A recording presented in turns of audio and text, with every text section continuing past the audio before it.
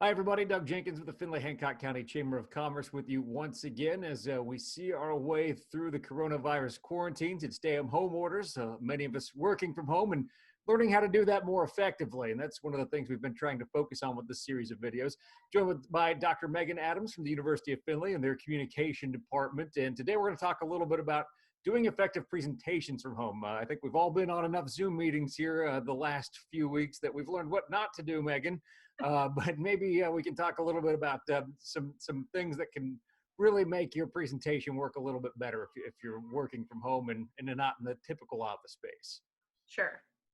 Well, thank you for joining us, and I guess we'll get right into that. What are some simple things people can do to really help that at-home presentation work for them?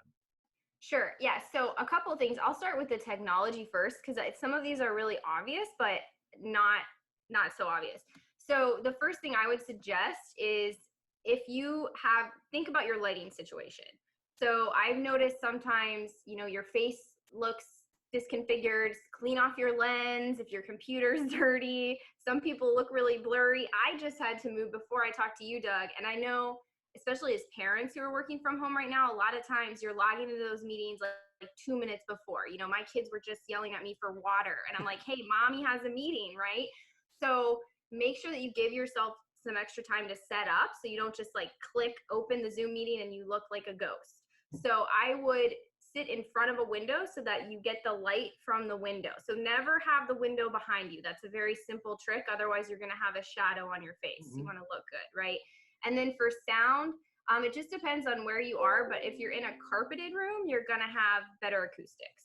So that's something to think about. I just got an update from Creative Cloud, so you don't want those dings in there. Make sure make sure your email is shut down, your Facebook is shut down. So especially if you're giving a presentation, you're not going to get disrupted by any background noise. So those are just two really simple technical tips that are going to help you prepare and be a little more confident on camera. Yeah, and not only do you not want those sound effects in the background, you also don't want the notification popping up at the top right-hand corner of your screen and distracting you while you're doing the presentation. Right, and we joked about this. I joked about this with a couple colleagues. We had to give a presentation, and we were doing a Skype presentation. This was about a year ago. We had a very large auditorium, and I was like, please make sure, we were Skyping through his computer, and I said, please make sure your email isn't going to come up. And he made a joke because he said, yeah, I don't know if I would want the subject line of some of my emails up in that bottom screen. We had like 300 people in an auditorium, right? So just something to remember that you don't want to be that, get caught off guard. And just to illustrate your point on the importance of lighting, and I think this is one thing that a lot of people maybe miss out on. You can actually, the window is a good tip, but just a couple of cheap desk lamps positioned in front of you and pointed at you. I actually have two Pixar-looking lamps pointed at me and on right now. Here's what it looks like if I turn those off. Yeah. And so while I still have the window giving me some light, it's definitely not as good as if you can just get maybe just a little bit of extra on you and then maybe turn off the light in the background too. Yeah, exactly. Yeah. Especially I've had conversations at night or early in the morning, and I'm using those basic lights that I have at home, like lamps, desk lamps. Yeah. Put them behind in front of you so that the light is coming at you. That's a great tip, Doug. So let's get, I'm sorry, I didn't mean to interrupt. Let's get that was great. Ins and outs of, so now we've got our technical setup locked down to a better degree. Now we're in the Zoom meeting or the webinar or whatever we're doing, and we want to make sure that we're keeping the audience captive. And that's a lot harder to do when people are already on their computer and, like you said, emails are popping up, things like that. Right. How can we keep their attention? Okay, I would give a couple tips. One, this is going to sound really contradictory to what people might have heard, but don't over prepare. So you want to be prepared, but you still want to feel like you're talking to people, like you're having a conversation. So I always advise people, don't read from a script. Don't have your note cards. Act like I want to be as engaged with you as I can. So try to, I know it's hard because it's very almost like a disembodied experience because you're talking to a computer and not a person, but the more that you can try to have a conversation with somebody or talk with them, not at them, the better chance you're gonna have of keeping their attention, right? So know what you're talking about, be well prepared in these presentations and ready to go, but this is absolutely not the time to like be reading from a piece of paper or reading from a script or sounding nervous, or again, like not confident, I guess is another way to say it. So I wouldn't over prepare. I would know what you were saying. And then if you are giving a webinar, so if you have a PowerPoint up, this is a tip I give my students, and you're all going to laugh because I'm sure you've heard this 100 times, but do not read from your PowerPoint slides. Please. Like, this is hard. You're laughing because we've all been there, right? Have you ever had like an HR training or something, and it's just somebody reading slides to you and then take a little quiz at the end? This is what a lot of webinars are like, and it drives me insane because I'm like, I could read through these slides by myself in half the time that you're reading at me and get the information. So keep your slides minimal, just like you would in person. And my last tip about this would be like, tell stories as much as you can. So keep people engaged. This goes for in-person presentations, but especially online. Drop a story here or there, make sure you're interacting with your audience. Again, that seems a little weird sometimes online, but it's okay to pause and say, ask for feedback from them, or ask them to type something in, or ask them if they have a tip. It's always good to pop back in and keep them engaged and interacted in your presentation, because, and this is another thing that I do to check myself, even as I prepare online lectures for students right now, is, would I watch this video for 30 minutes and stay engaged? Would I? Because sometimes I'm like, no, I would not, especially if I'm not in person and I'm not holding their attention. I can't do the same things that I would if I had my students sitting right in front of me. So that's another way to check yourself. Like, if you're not engaged in your own presentation, or you wouldn't watch that lecture, or you would zone out and look at your phone, think about how you can keep people engaged. And don't read from your PowerPoint slides. Definitely don't. Obviously, you're probably going to have a PowerPoint or Google slide or something at that point. And that's a real static image for the most part. And I'll just ask you, because this is something we've been going back and forth with at the chambers. We prepare some of our own webinars. Is a lot of times you have that option to have the video box in the top right corner or so on top of your PowerPoint slides. And I think the way I look at it is you want to have that if you can, just because it provides some motion, something dynamic that's always happening on the screen. Right. Yeah, I would agree with that too. The more that you can have those facial expressions, have that interaction and engagement with your audience, the more technology you can use to do that, I think the better you're going to hold people's attention. And if we're honest with ourselves, it's really difficult right now with everything going on in the world, and with kids at home. If you have kids at home or spouses at home, we're all in new environments. And so trying to pay attention to like a 35-minute lecture that someone, again, is just reading to you or talking at you, like, it's difficult. It's difficult in any circumstances, but I would say especially in these ones. Absolutely. I want to go back to another one of your points, in that when you're delivering these and not reading from it, that interaction between people, it's hard to do on the webinar, as you stated, but that illustrates the point that you want to learn the tools of the software that you're using before you try that first webinar, so you know how you can ask for that interaction. Yes, definitely. And I would say too, the same thing, if you are nervous about being on like a Zoom call, or, I have had several people say, we're going to do Google Meetup. I'm like, I've never done Google Meetup before. I wasn't really I didn't use Zoom as much. I've done a ton of online lecturing, but we have our own LMS at the University of Findlay. I was very comfortable. So that's a great suggestion. Practice if you can. Try out the software. Call your cousin, call your best friend. Just test it so that you don't have technical difficulties when you go on. Because some things are, unavoidable. You're going to have some technical difficulties, but yeah, if you practice with those things, you will save yourself time, energy, and just frustration and stress, because you'll at least have like some experience, or you'll know a little bit more about the technology by trying. Definitely do that if you can.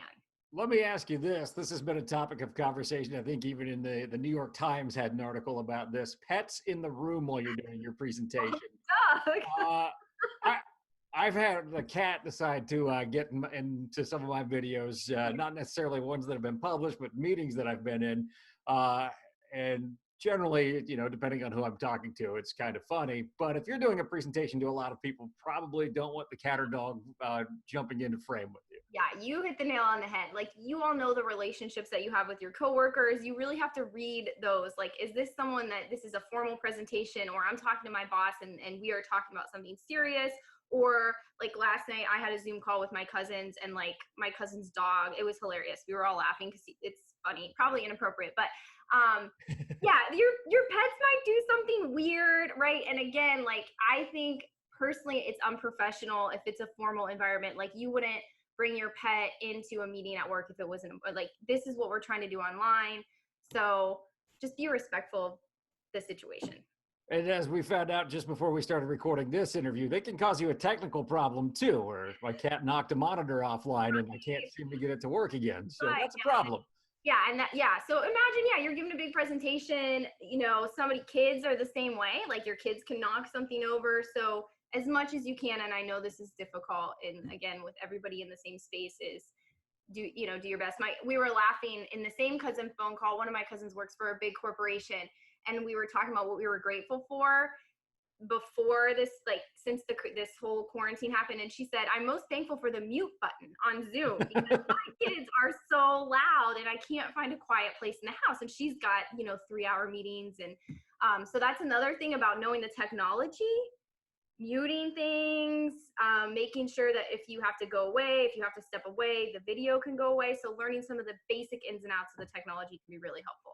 Yeah, absolutely. One last thing on the technical aspect. I know we talked a little bit about the audio. Finding a carpeted room or somewhere where the sound isn't going to echo is very good.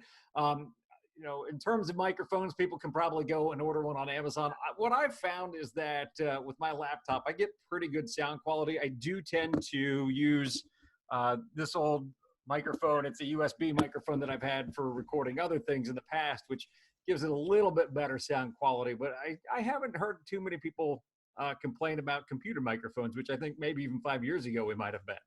Yeah, no, I agree with that assessment, Doug. I'm using my computer's microphone right now, and I usually do for these types of presentations and calls.